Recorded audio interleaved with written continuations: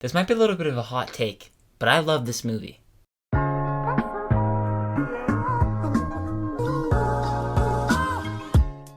Doctor Strange in the Multiverse of Madness stars Benedict Cumberbatch, Elizabeth Olsen, Rachel McAdams, Benedict Wong, and Joshi Gomez. Dr. Stephen Strange casts a forbidden spell that opens the doorway to the multiverse, including alternate versions of himself, whose threat to humanity is too great for the combined forces of Strange, Wong, and Wanda Maximoff. Now this is one of my most anticipated movies of the entire year, at number 2, right behind The Batman, and I was so damn excited for this movie for a multitude of reasons. But I'll just briefly tell you. I loved WandaVision, so obviously the return of Wanda Maximoff, the Scarlet Witch, I was incredibly excited. This is the return of legendary director, not only of the comic book genre, but also the horror genre, Sam Raimi. It was rumored to have some big appearances, and the icing on the cake is it's another movie in the MCU. And after coming out of this movie, I thoroughly enjoyed it, and like you heard, pretty much loved it. But before we get any further into this review, I want to let you know this will have no spoilers. But make sure to look out for my spoiler-filled video coming very soon. But as for my spoiler-free thoughts,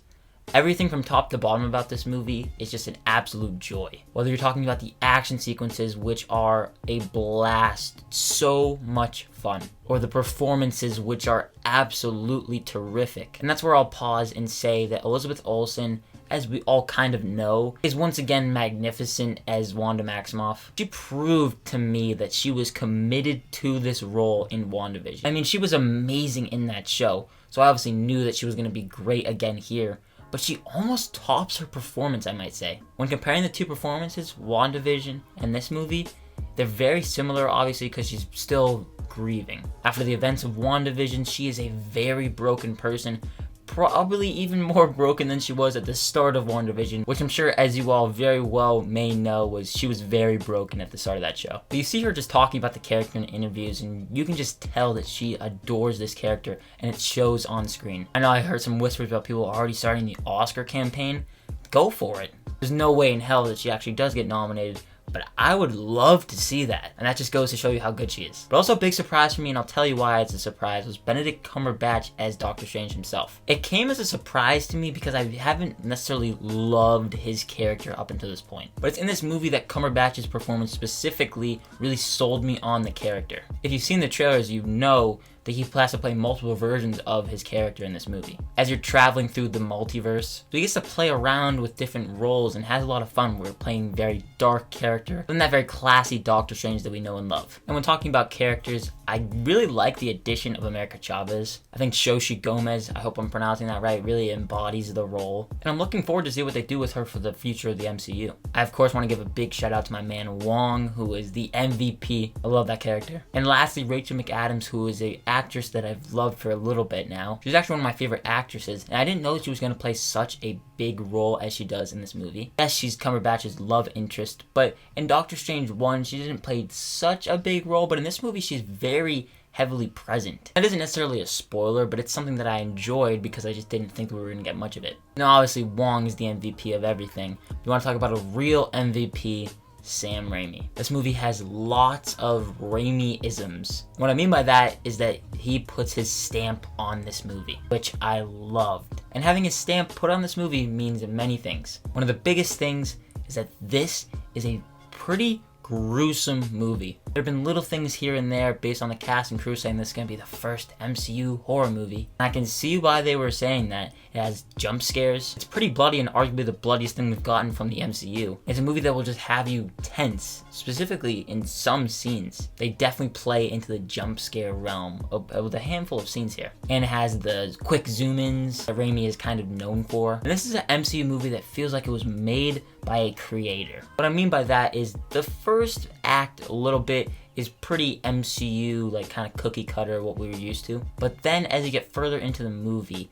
it starts to turn into Sam Raimi's direction. And you can feel that. Raimi has said that Marvel is very collaborative and they're always interested in taking a director's direction and seeing where they want to go with their movie, as long as Marvel can have the movie tie into the further of the universe. And I feel like that blend between the Marvel stuff and the Sam Raimi vision, it mixed well. I would love to see Raimi tackle another Marvel movie, and I have a feeling that they might bring him on for another movie in the universe. And he says he loves doing comic book movies, so sign me up for more. I mentioned the action sequences are a lot of fun, and a lot of them are very visual effects heavy. Literally the first scene of the movie is just like visual effects. And I thought the visual effects were pretty spectacular, though at times they were maybe a little iffy. Speaking of iffy, the green screen at times, you can see that they had some little reshoots. There are a couple scenes where the green screen is just kind of jarring. And I was looking at it and you can just tell that it just looks like a green screen. But with fun action sequences, the movie is very fast paced. And some are calling that one of their issues with the movie. For me,